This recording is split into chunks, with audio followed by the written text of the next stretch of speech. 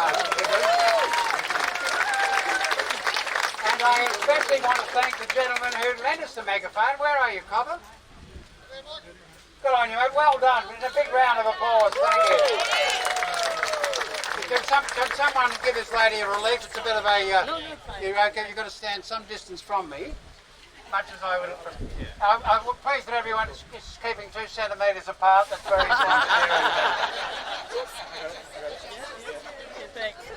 I think Elaine is terrific, and she cares about children. She cares about children who are being enslaved. Give her a huge round of applause. Thank you, Elaine Townsend. And there's some beautiful T-shirts. Every time you put that T-shirt on, you're protecting a child somewhere. I can't think of a better investment of $20. Now I'm now going to welcome to Phil Scott, because we really need good people. We need good people in the Parliament. Yes! And I don't know anyone better who is running for Parliament than Phil Scott. Give him a big round of applause.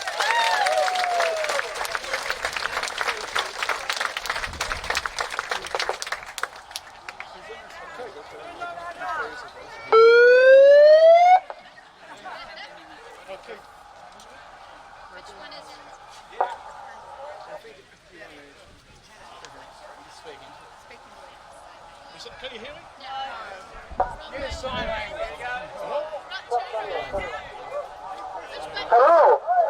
Yes! Finally, I thought there was some fast in it again. Look, it's a great privilege.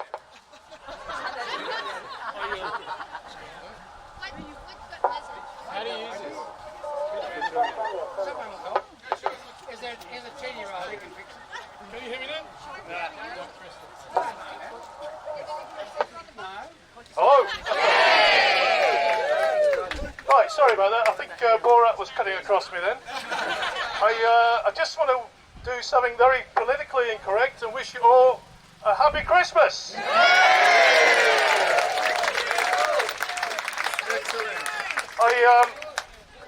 You should all be very proud of yourselves, because you can say to your children that you did not remain silent when freedom was at risk.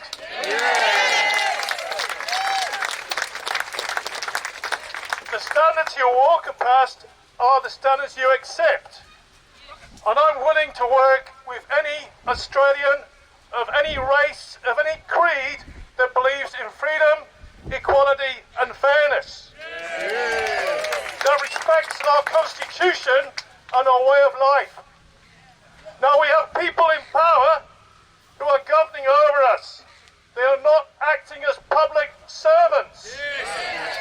That is their first and primary task, to ensure that we live in a peaceful environment and that we prosper in every way possible. Our parliamentary system has been hijacked by people who would sell their grandmother for a few pieces of silver. And that applies across all the major parties. The current emergency legislation that applies to WA, which allows for forcible vaccination, was passed by the previous Barnett government. Now it's in place, ready to be used. Now, some of you will have heard about the dilemma that Basil Zempilas put himself in regarding homeless people. It's a blight on our national character that there are over 100,000 people homeless on our streets. These are women, children, victims of abuse, men broken by the family court, veterans. So don't despise those who are vulnerable, because it could be you or me one day. So when you see them in the street, give them some food, give them a blanket. Let's not demonise people because of their circumstances, because they're unemployed, or because they've fled here from another country.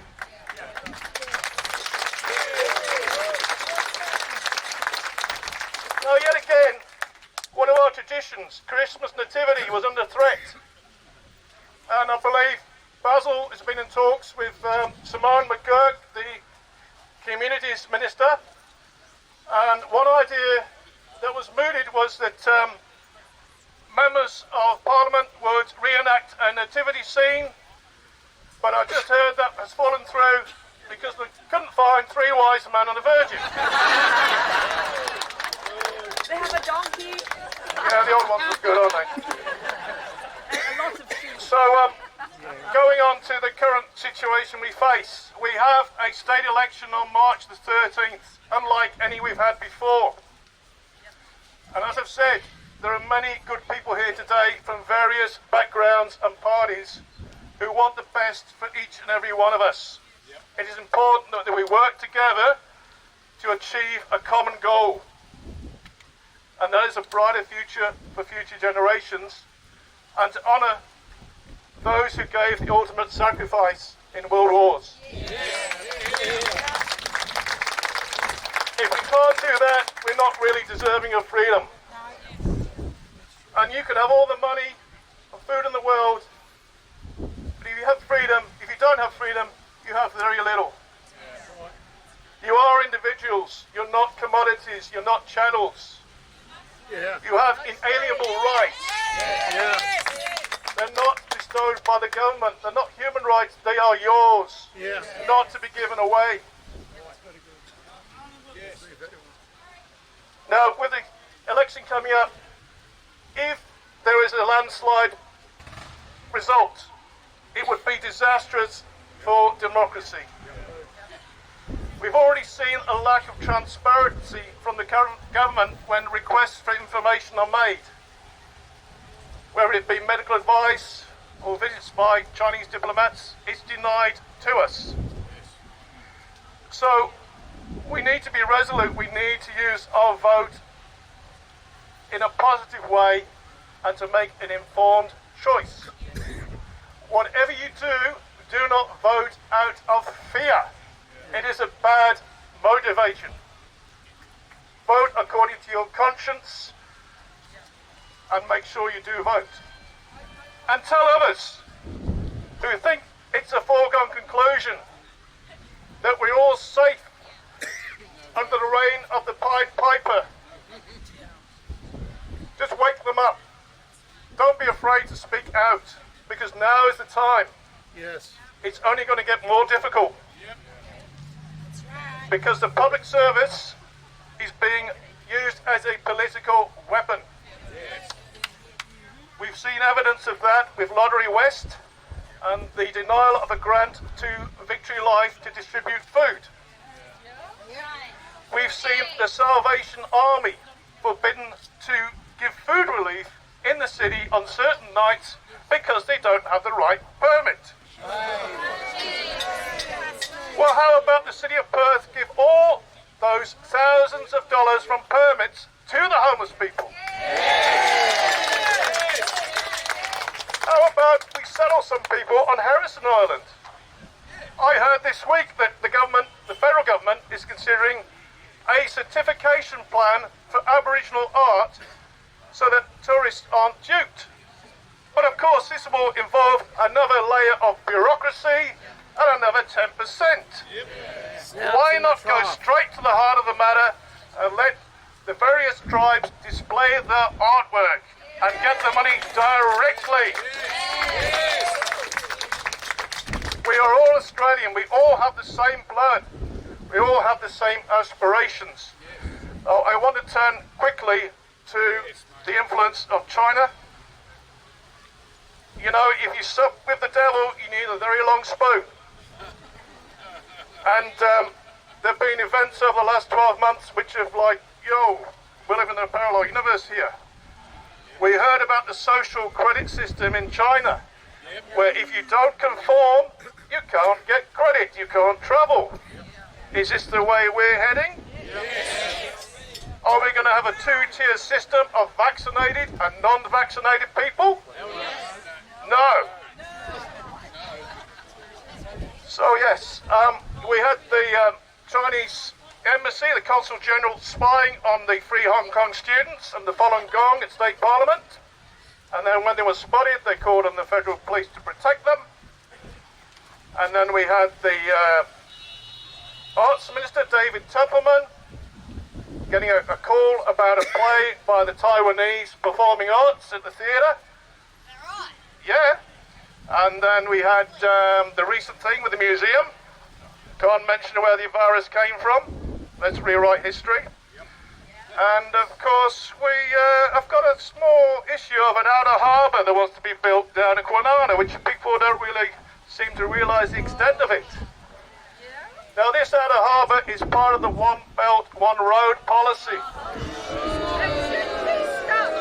And Scott McGowan called upon Scott Morrison to rein himself in a bit because, well, the Consul General asked him to do that because he didn't want to threaten the $1.5 trillion project. And I can tell you there's been a lot of meetings behind closed doors. We had Pierre Yang, who is the South Metro MLC, who came up to me at the hustings of the last election and did the usual thing, called me a racist, and then pointed out that our candidate in his area was Shung Chang, and he was a bit taken aback. But he's been rewarded for branch stacking the Labour Party with 500 members. He's now been given a safe North Metro seat. And guess what? Adele Farina, a long-serving Labour member, has been pushed aside because she dared to vote on euthanasia according to her conscience. Shame. Which reminds me, I heard the story of a Canadian woman who had suffered 2 weeks of lockdown. She was 90 years old in good health.